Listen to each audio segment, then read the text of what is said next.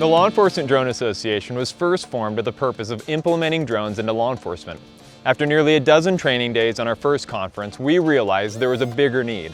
Today, LEDA's mission is to set industry standards and provide training for the safe use of drones by law enforcement professionals.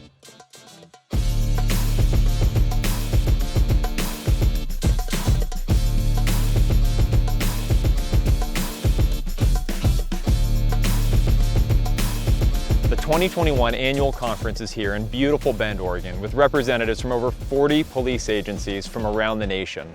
We have a variety of classroom instruction from industry leaders as well as 13 stations to practice real-world scenarios.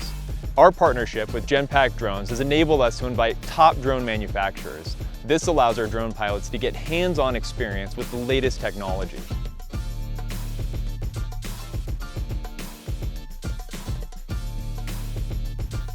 I really support the LEDA mission and what you guys are doing. It's not anything I'm seeing anywhere else.